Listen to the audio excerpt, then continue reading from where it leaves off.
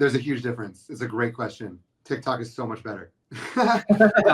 So, and like, I love Instagram, like for, as a social media. I don't really use Facebook or anything. Instagram, I like for like just staying in touch with people, photos, whatever. But, I think Instagram is really, or it's basically owned by Facebook, Meta, whatever. They're not like putting resources into their live platform. They're very much doing like, Meta's like doing VR and AI. I think if you're like, as a company, I think that's where they're putting all their money.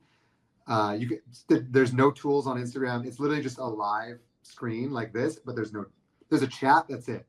There's no like, as a live seller, there's no built-in payment methods. There's no functionality.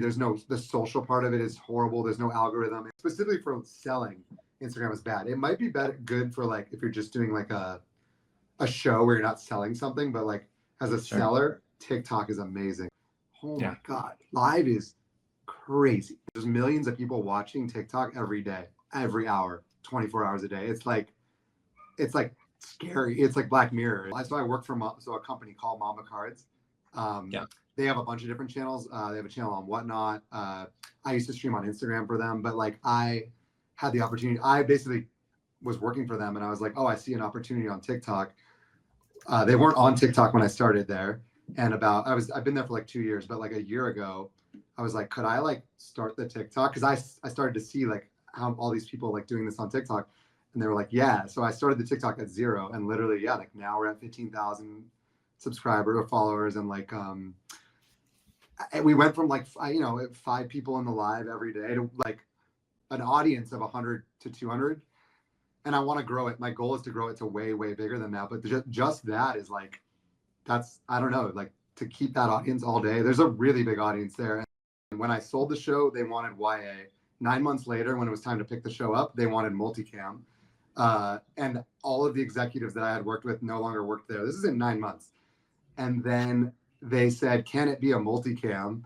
And I was like, I could like develop a multicam, and they're like, oh, no.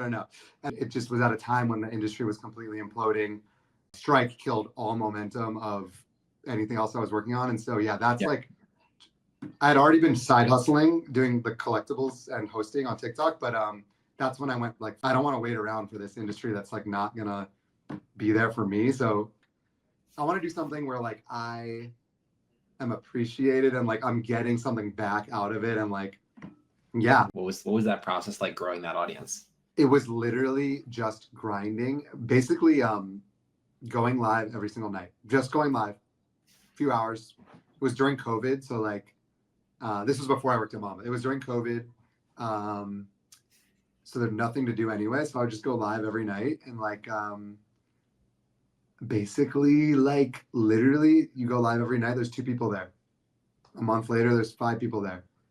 It's crazy. 3 months later, there's 20 people there. Consistency is key, because you're giving people like something to depend on. And I think literally the algorithm on TikTok like favors people who go live more. I host a show on TikTok where I'm actually called like I'm a host, but I'm a card breaker, which means I'm the person who breaks open the boxes. I used to collect like basketball, football, Pokemon, like Marvel cards as a kid. When I had no work left in Hollywood, I was like, I'm just gonna like start trying to do this at my kitchen table. And I literally just started going live on Instagram every night.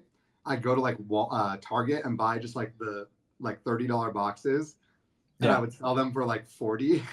I'd make like $10. What I did start to realize is like, oh, my skills of like being able to think on my feet, like comedy background, like being able to like collaborate.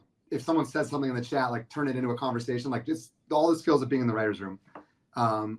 Made me like a very good host. What I do literally every day is I go live on TikTok, and I hold a conversation for 8 straight hours, which is literally what you do in the writer's room.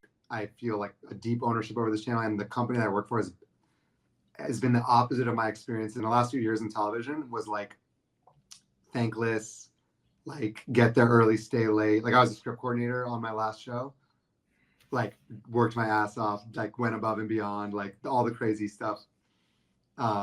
Did so much overtime, like whatever, and then not getting a job the next season, or like the show getting canceled, or like no one's going to bat for you, no one's helping you, like you're on your own. Here it's like I have like a mentor here, like the owner of the company has been like a total mentor. They want me to grow. They've been like they're supporting me. It's like a weird feeling almost.